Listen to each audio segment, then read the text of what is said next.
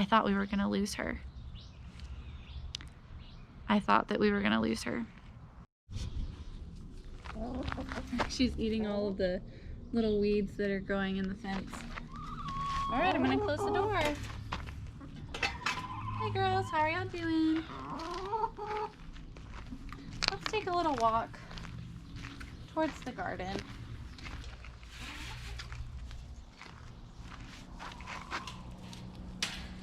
If you notice, I still haven't taken it down yet. This is the last week of September and I still have my garden up. So my garden's officially, what would that make it? Almost 7 months old. Had almost 7 months as a growing season this year. Most of the seeds for all of these plants I sowed February 12th for most of them. I think the squash I sowed a little bit later, but in general, February 12th is the birthday for all of these plants. And it is September 25th. So that's how long this growing season has been for us this year. My turnips are doing good. That's pretty much my only fall crop that I have started. I have been very distracted and slacking it and really have nothing going on over here.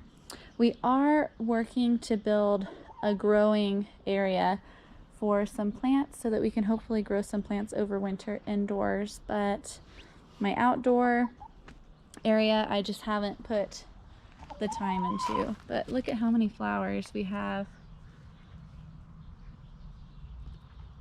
on the marigold. Marigold's doing good. Everything's doing pretty good. The reason I ended up leaving these plants on is that they're actually really loving life right now.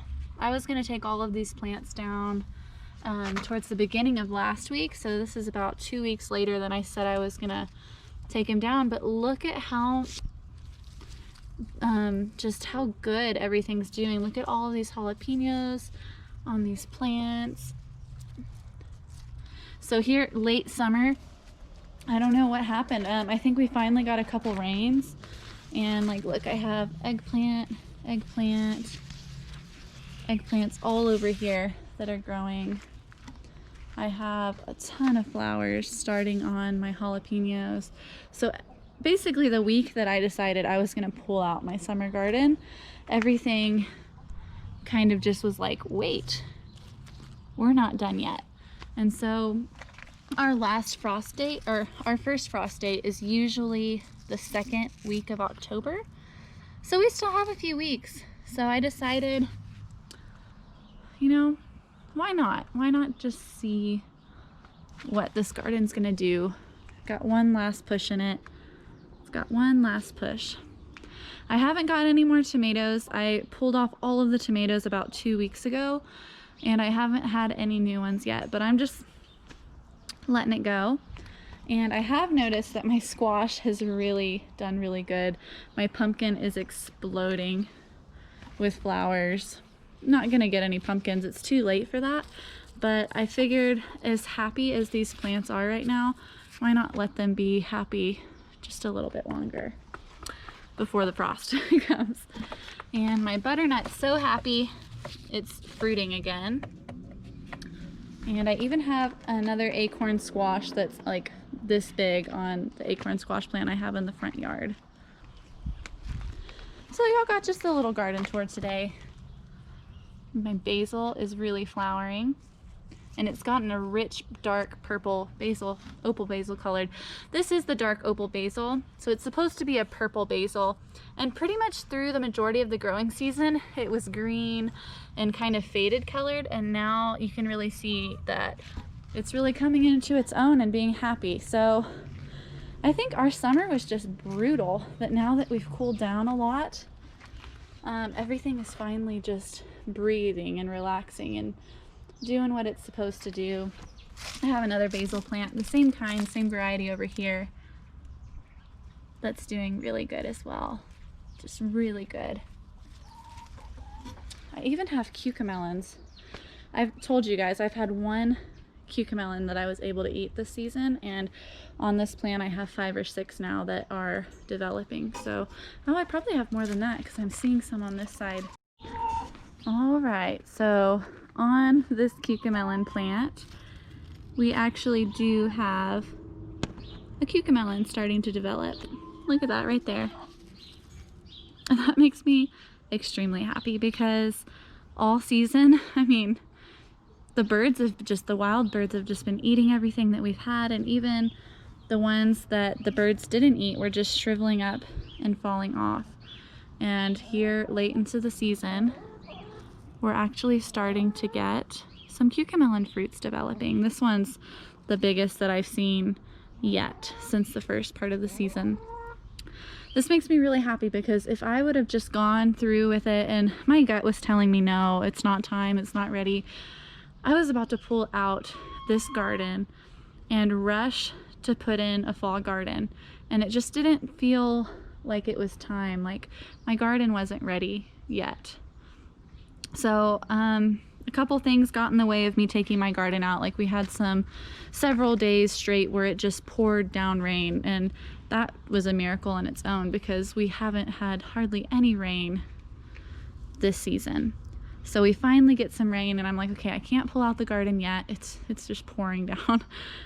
We got some really cold temps, so I didn't really, do a lot of gardening then. Did more chicken chores with the cool weather because the chickens love the cold.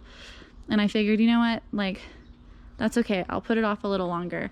And then this past weekend was my birthday, and we went down to Lajitas, which was an all-day trip where we went horseback riding. And so I just kept putting it off and putting it off and putting it off. And then I come back and I decide, okay, it's time to take my garden out.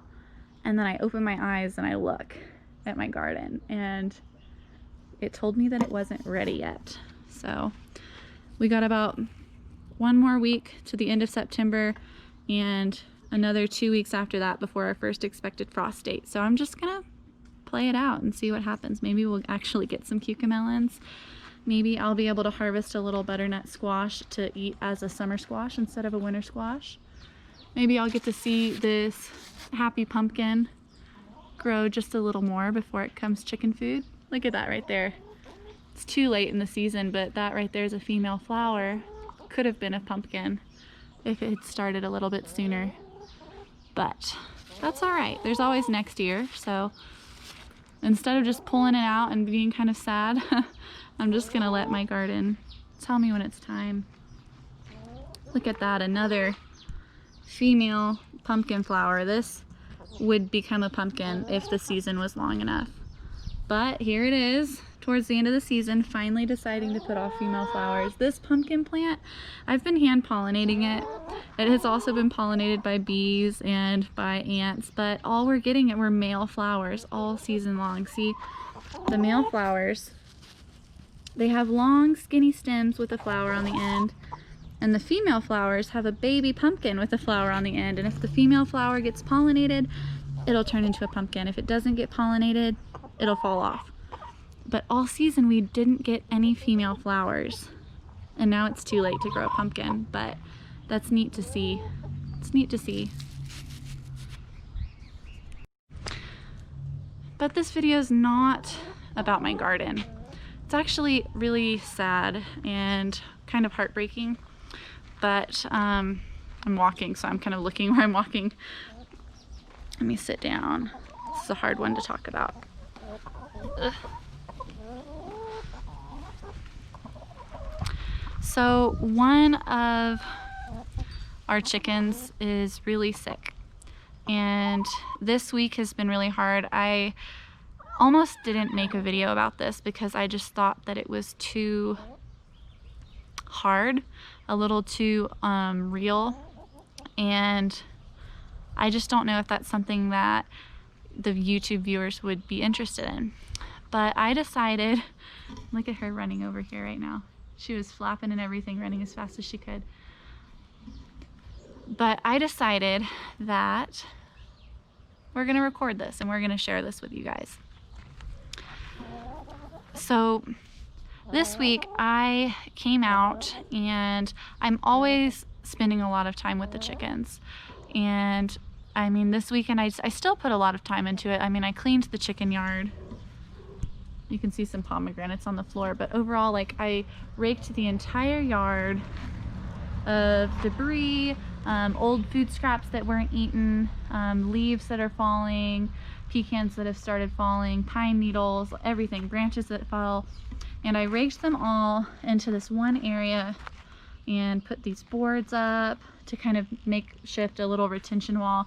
They still kick some of the debris out, but it's so much easier now to just rake back in the little bit that gets out. Before, this is kind of the area where we throw anything that we want to compost, and it'll break down over time, and it mulches the trees.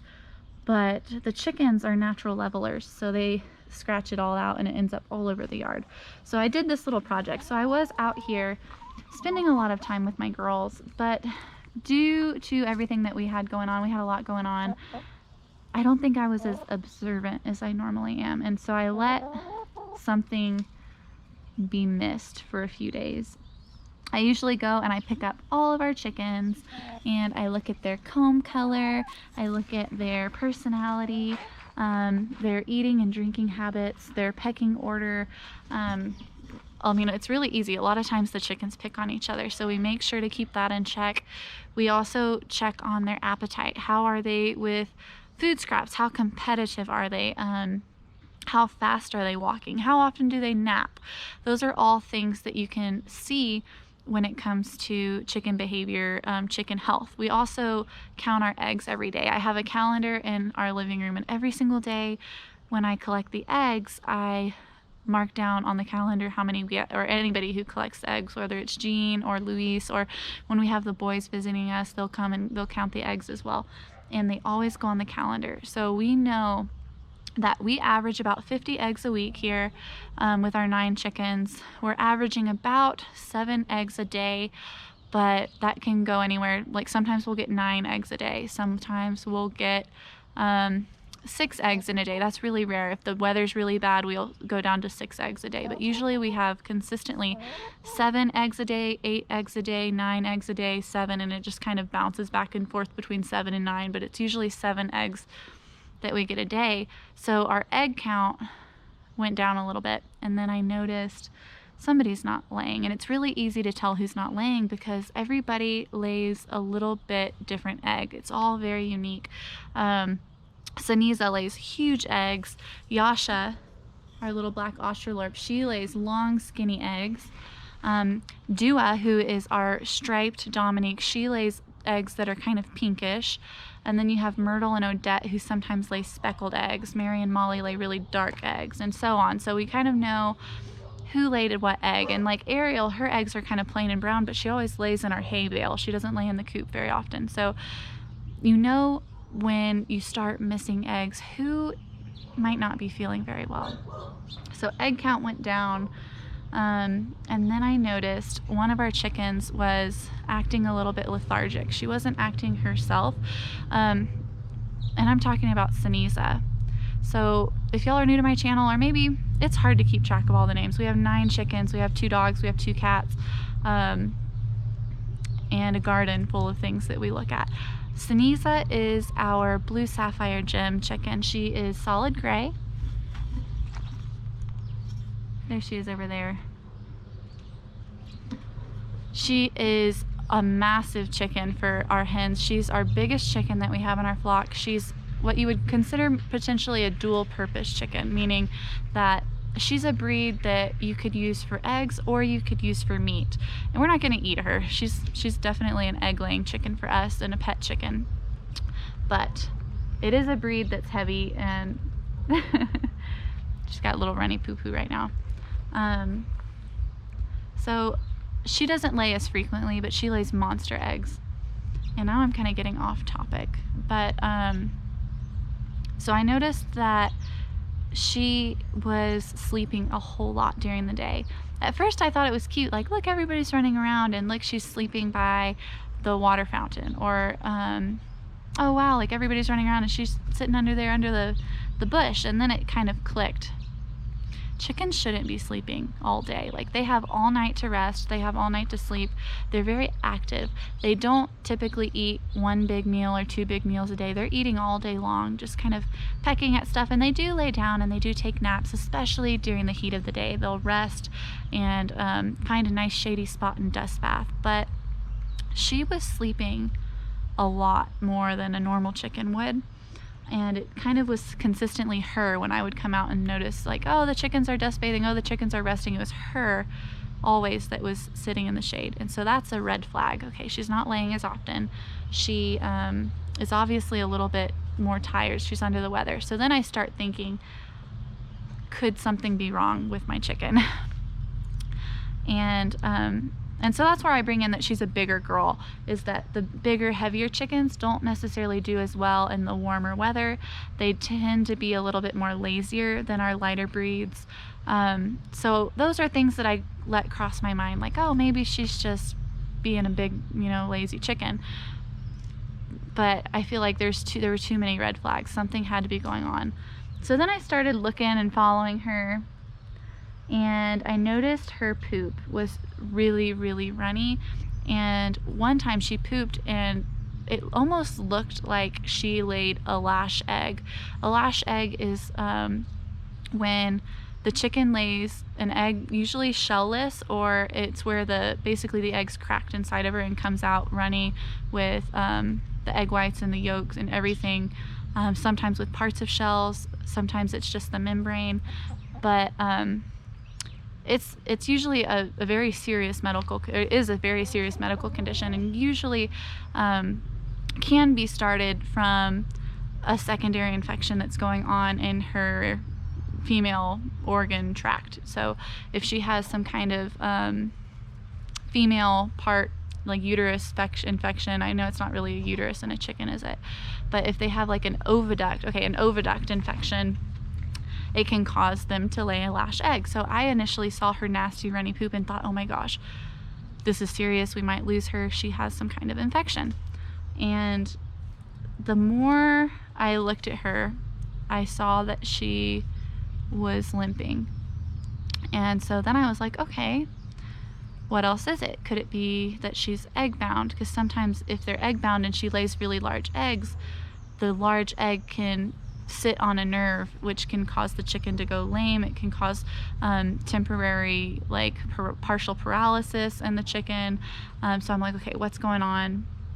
And then I felt her crop. I picked her up and felt her crop, and her crop was completely empty, which meant that she hadn't eaten all day. And the crop in a chicken, it's this basically this sac right under their neck and their chest, where when they eat the food, it goes into the crop until it can go further in the digestive tract. And in chickens, it should be a squishy lump on their chest, and you can push on it and feel it, and it should feel like I don't know how to describe it, almost like a little stress ball, but there should be substance to it. It shouldn't just be mushy and empty.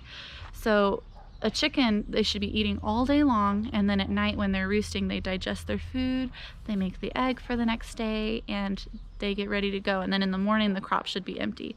So in the evening, it was empty.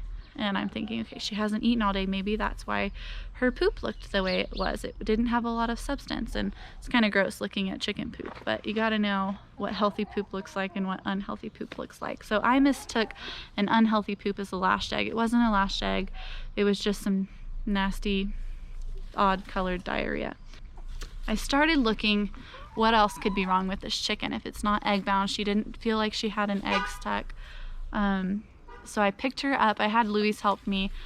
He was holding her, and I was looking her over. We looked at her vent, normal. And then I glanced down and I saw one of her feet is swollen.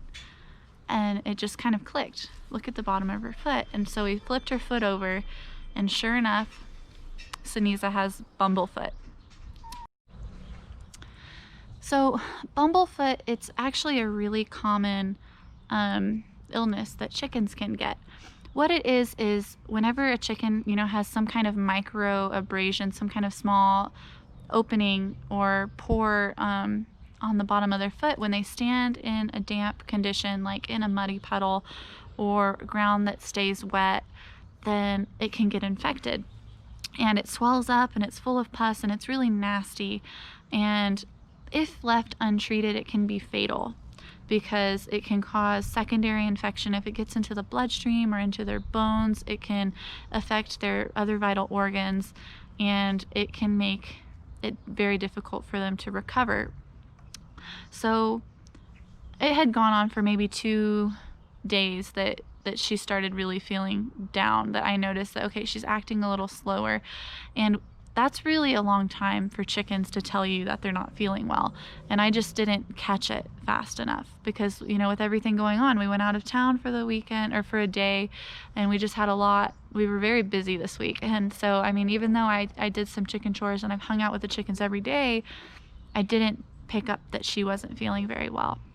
So chickens, when they are sick, and birds in general, you see this in parrots, you see this in wild birds, they have a pecking order, which means that they're always trying to see who's on top, and there's a very direct line that they will pick on each other and assert dominance.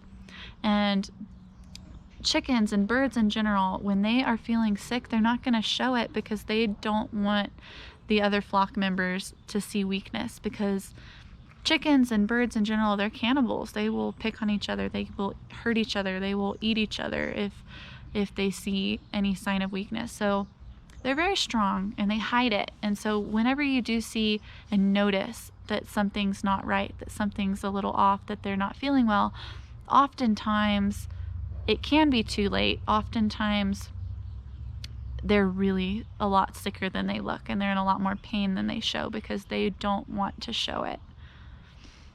So she wasn't feeling very good. She was really down, lethargic. She had no appetite. She wasn't eating, which was causing her to have runny poop that had very much substance to it at all. And so we had to do something.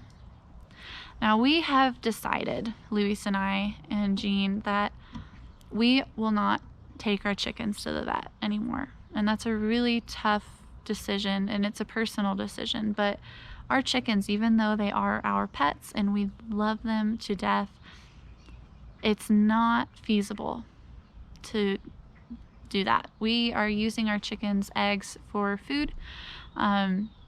So we can't take them to the vet and have them medicated with something that we won't be able to eat. Also, we did go that route. We originally started with 10 chickens and now we have 9. We spent about $300 on our first chicken that we had to take to the vet for him to misdiagnose and not know what he was talking about, and we lost that chicken. It's a long story, but what we learned from that was, if you got to do it, you got to do it. And we are not going to let our chickens suffer. We are going to treat them the best that we can. But at the end of the day, they are chickens. They are not on the same level as our dogs or our cats or ourselves. And so with that, we have decided to self-treat Ceniza for her Bumblefoot.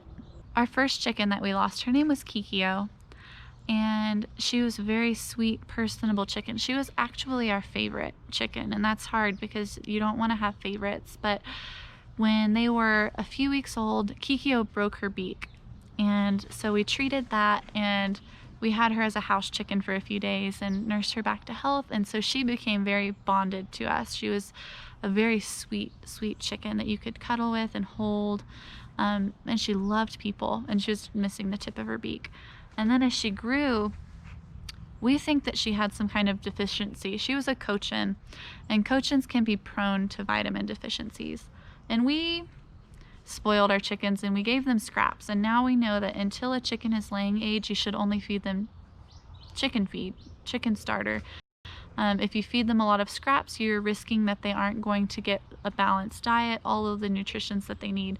So we think that because we gave them a lot of scraps in addition to their chicken feed, she was able to only live off of scraps and not, she was picky, she didn't eat the chicken feed. And so we think that she may have developed a deficiency, and then which caused her to have a failure to thrive, and she passed away. But I mean, we did spend a lot of money at the vet trying to help her. We got x-rays done, and my vet, he said that, well, first of all, he doesn't treat chickens. He's a dog and cat vet. And he was the only vet within about 4 hours that would even look at her. 4-hour drive from us. And so we took him to her thinking, okay, like, this is our best shot. She's going downhill. She's not making it. We tried supplemental care with syringe feeding, electrolytes, and B vitamins. It wasn't working. And so we took her in, did x-rays, and he told us that her gizzard had calcified is what he thought. And so he said, okay, bring in a couple more chickens, we'll x-ray them and compare. So we brought 2 more chickens in, x-rayed them, and he said, your whole flock's gizzard is calcifying. And we were like, oh crap. And it turned out that what he was looking at on the x-ray was normal substances that should be in a gizzard, because chickens have to eat a lot of grit to properly oh gosh, what is it? To properly grind up their food. So chickens don't have teeth. They swallow a lot of their food whole, and when the food gets down to the gizzard, they swallow a lot of rocks and gritty items, and the grit will grind together because the gizzard's a very muscular organ, and it grinds up the food so that it can be digested properly. And so what he was looking at was a normal gizzard full of grit, and all of our chickens ate a lot of grit, so they all looked full. And so he was basically, we were going to treat the chicken as if it had a calcified gizzard, when in reality she probably was just failing to thrive and had some kind of deficiency. And so we spent all of this money to not know at all what was going on. And in my opinion, I don't know, that's not fair. It's not fair. But moving forward, we are going to, like, we have books on chicken care. We have books on home chicken care, home health, holistic approaches, how to give a lot of good supportive care, and even how to perform some minor surgeries on chickens, textbooks on that. And so we have decided that we will treat our chickens if they have any medical conditions, because that is the best financial route for us. And that also, I feel like if I spend a lot of time researching chickens and chicken health, I feel like I know, I don't think that's the right way to say it. If I ask somebody who specializes in dogs and cats to look at my chicken, and he's doing me the favor to do that, it's not fair to expect him to take that time from his full-time job and then go and try to research a little bit on chicken health, when I can devote more time looking into and specializing in chicken health. And then, I don't know. So what I ended up doing with the help of Jean is we grabbed Ceniza once we knew that she had Bumblefoot, and we separated her from the flock for a moment, and we soaked her infected Bumblefoot in Epsom salt, some warm Epsom salt, for probably 10-15 minutes. Once her foot was nice and soaked, I grabbed some tweezers and I pulled on the infected area and was able to dislodge all of that hard pus. And we cleaned the area, debrided the necrosing tissue, sterilized it. We treated her with some hydrogen peroxide on the wound and filled the wound with triple antibiotic ointment without painkillers. If you use the triple antibiotic ointment with painkillers, it can be toxic to chickens. So that's important to note, that we filled it with just plain triple antibiotic ointment.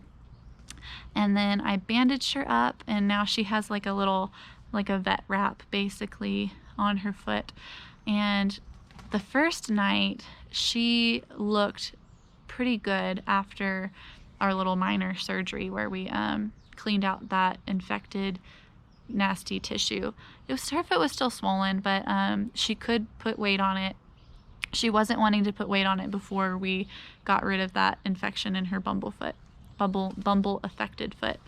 And so we also gave her some vitamin B. So the next day she did not look good. I got up and I had to go to work, and when I came home from lunch, she just was tanking. She was not able to balance herself very well. She'd be standing and a chicken would walk by her and brush against her and she'd fall down and have to balance herself with her wings. She wasn't able to roost. She just wanted to sleep all the time. I felt her crop on day 2 of treatment, and her crop was completely empty. Her poop was just liquid, clear liquid with some green in it. It just was not good looking, and she had no appetite, was not interested in eating, and I thought we were going to lose her. I thought that we were going to lose her. And so I ended up going back to work from lunch and asked if I could just go home because I needed to take care of my chicken. That sounds really silly, but that's what I did. So I came home early yesterday and I force-fed her with a syringe, some B vitamins to help kind of perk her up, hopefully get her appetite stimulated.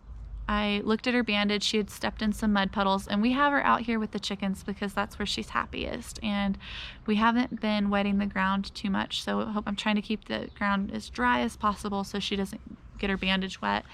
But I feel like she can heal better if she's with the girls, able to, hang out with her family and peck around, and I feel like she needs that morale.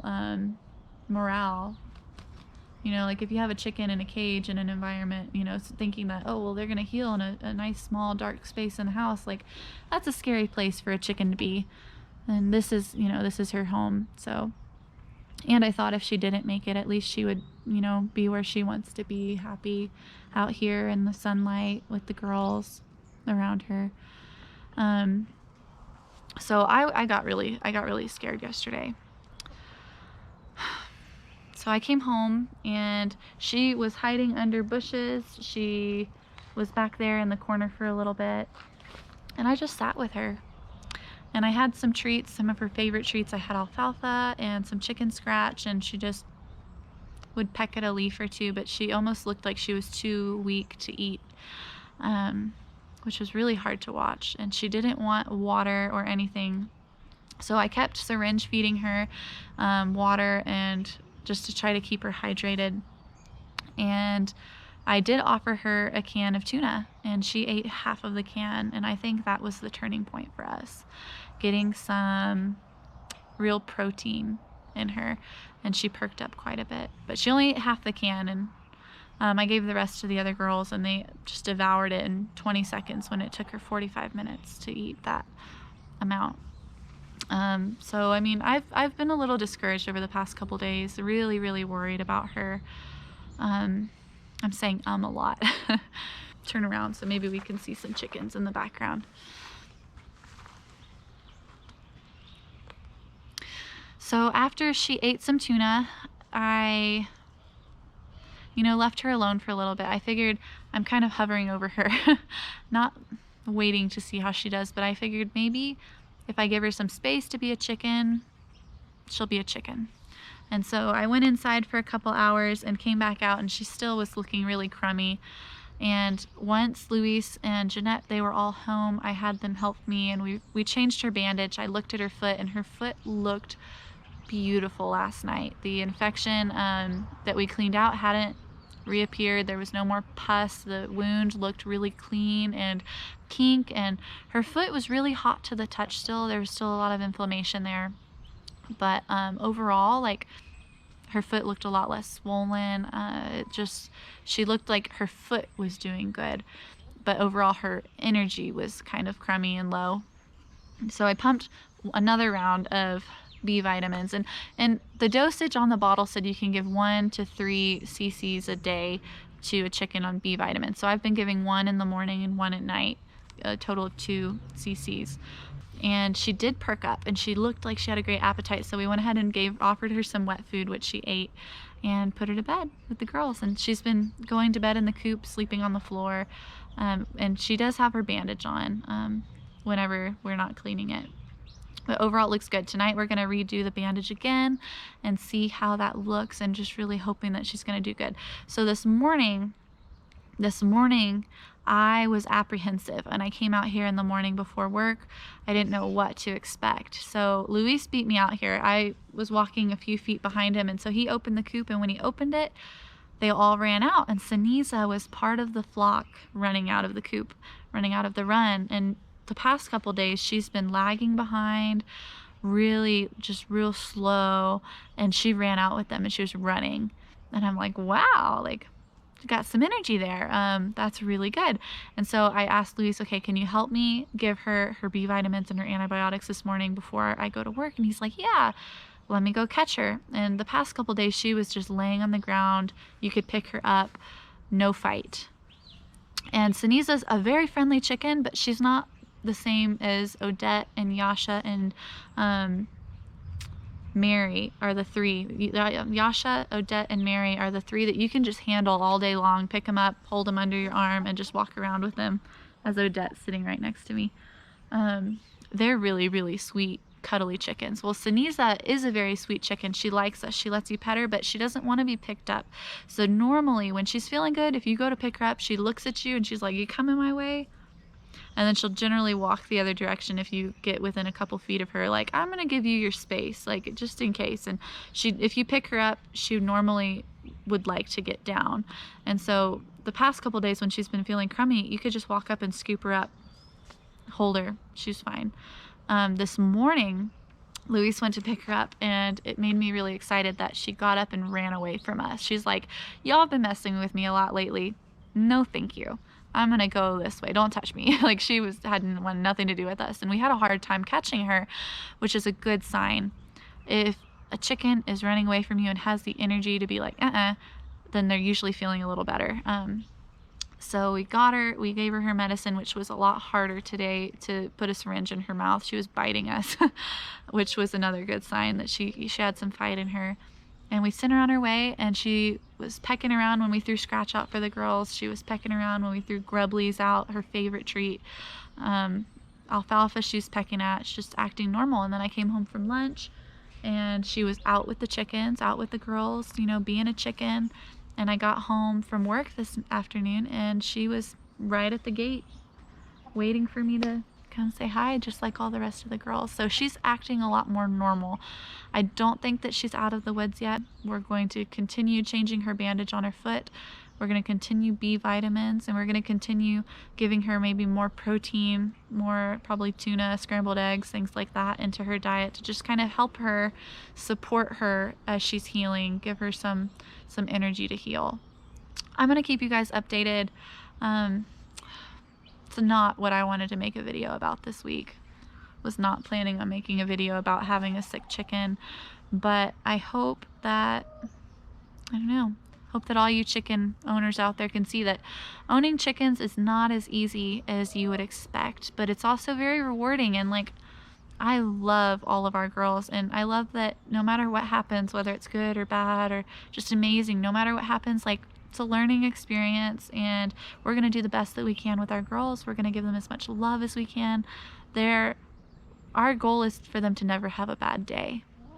But when they do have a bad day, we're going to be right there to help them, pick them up, you know, syringe feed them if we need to, and, you know, help them to heal. And that's all you can do. That's all you can do. So I'm happy to report that on day 3 of Bumblefoot Chronicles, Ceniza is doing a lot better, and there's hope. So until next time, thank you for being with me tonight.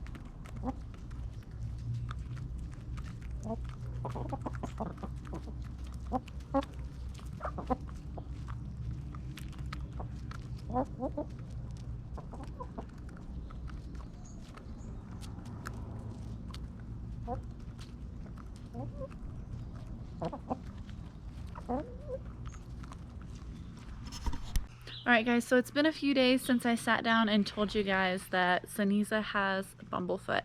We are probably on day 5 or 6 of her treatment, and I just wanted to give you guys a little update. Oh, everybody's like looking around saying, what are you doing? So let me show you my girl Ceniza. She's right over here.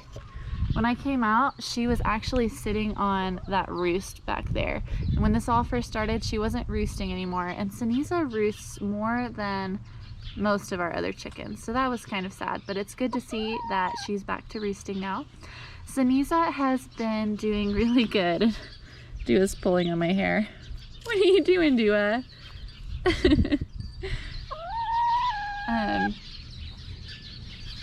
So Ceniza has been doing so good. We are continuing to bandage change on her foot every single day. Tonight, when I do a bandage change, I'm going to go ahead and soak her foot in some Epsom salt for a few minutes just to kind of make her feel a little better. But every day when we do a bandage change, I'm getting in there and I am filling the wound with triple antibiotic without painkillers. Like she's eating a frozen banana. I'm filling up that wound with triple antibiotic, and first, Miss Molly, what are you doing? Are you hogging the spotlight today? Dua, why are you eating my hair? You're not supposed to eat my hair. That's not very nice. So today we are going to get in there and do another bandage change on Ceniza. We've been doing one every single day. And what I'm going to do is I'm going to unbandage her foot and take a look at it. Look at her picking on the other girls. She's back to feeling herself, being a little bossy. So I'm going to get in there and I'm going to rinse the wound with some hydrogen peroxide, and if there's any opening left, because it has been healing, if there's any opening left, I'm going to fill it with triple antibiotic. Her foot does still look a little swollen, I can see that. So if it's continuing to be swollen, we'll probably have to go in and see if there's any more pus that we can remove. Otherwise, we'll just keep cleaning the wound, dressing it, and bandaging it. We should be bandaging it for 7 to 10 days, so we still have a few more days, although we're going to play it by ear and really see how she's doing. But overall, her appetite is up, her energy is up, and she is back to her spunky self. And Ceniza, she's the beta in our flock, which means she is number 2 out of 9 in the pecking order, so she's a bossy girl. And so it's nice to see her attitude is coming back, and she's coming back into being herself a little bit. They are a little warm out here today. Look at him panting. It is a nice, beautiful day though. It's been a kind of sunny day, but it's been nice and breezy and windy and nice in the shade. So that's what we're going to do with our girl Ceniza. Every day, twice a day, we also provide her with B vitamins and give her an opportunity to eat away from the other girls. We'll give her some wet food. Usually we'll give her some extra protein like scrambled eggs or tuna. So we're really spoiling her and trying to get her back on track. I've been doing a little more research, and it turns out that Bumblefoot can often happen in overweight chickens, and she is our heaviest girl. So we're gonna try to maybe do a little bit less on our food scraps and offer more of just the chicken pellets once she heals up. That way she can get to a healthier weight, and hopefully that won't let her get Bumblefoot again. I also read that Bumblefoot can happen to chickens with vitamin deficiencies, and the more food scraps you give to a chicken, the less balanced their diet is. So that's just another reason for us to feed more layer chicken feed and less food scraps. So you'll probably be giving them their supplemental feed. Like, we normally give them some scraps so we're not wasting food, but we're definitely going to be giving less food scraps just as treats, because I'm guilty and I tend to go and look in the pantry and look in the fridge and think, what can I give the girls today? And I'm always giving them something. And now we'll probably just be giving them food that we don't want to waste, and try to spoil them a little less because it's for their own good. So that's going to be our plan here. But overall, I'm just really happy to report that Ceniza's doing well, and thank you guys for being with me through this process, and I'm really happy that she's doing better. We did go ahead and check on every single one of our other chickens to see if they also had Bumblefoot, because even though Bumblefoot is not contagious, it is an infection, but it's not something that because one has it they're all going to get it. But it is something that seeing one chicken has it makes you wonder, can we catch it if any of the other chickens have it early? And so we looked, and almost all the chickens have really beautiful feet. There were 2 other chickens that we were concerned about. One is Odette, who's the one with the white with the black tail over there laying down. Odette is our second biggest, second heaviest chicken. So of course we think, okay, maybe Ceniza got it because she's overweight. Maybe Odette is also overweight. And so we looked at Odette because she has really big feet, and she doesn't have Bumblefoot, but she is somebody that we see risk factors for. So we're definitely going to get her with the program of eating a little healthier as well, and keep watching her and monitoring her feet. The chicken that we have the most concerns with besides Ceniza is going to be Myrtle. And Myrtle is the red chicken right back there scratching around. Miss Myrtle does have a very minor case of Bumblefoot. It's not nearly as bad as Ceniza's, so we are going to be treating her next. Right now she is symptom free as far as side effects that come along with Bumblefoot. We caught Ceniza's because she had symptoms, and so Myrtle is still early enough that she is not showing any ill effects from having Bumblefoot, but we're going to get on the program with treating her and helping so that she is a nice healthy chicken as well. And Myrtle is our 3rd biggest chicken, so that really shows you that 2 out of our 9 chickens that are really fat and overweight got a condition. And I think that what it is that when they're overweight, their immune system's a little lower. They also have more pressure on the foot. So if they do have a little minor abrasion and they're rubbing bacteria from walking around in a coop or on dirty, muddy ground that they poop on, it just is easier for them to, you know, get this condition. This is Miss Myrtle right here. And her Bumblefoot is so minor, she doesn't have any swelling. It's just, I looked at the bottom of her foot, and that telltale sign of Bumblefoot is where they have a little black scab. It's a little dot in the middle of her foot. So we're going to be working on her in the next day or 2, getting that started so that we can get her healing, and that is the plan there. We're not happy that she's going to be getting it, but we're happy that because of Ceniza, we were able to catch hers early. And, you know, we're just really happy that we're able to work with them and help them feel as comfortable as possible. What is this, Ceniza? Are you hot? Are you hot? She's so pretty. Look at her. She looks like she's ready to take a nap. She has been a lot more active lately, but she still is healing, so it's going to be a process. What is it, girl?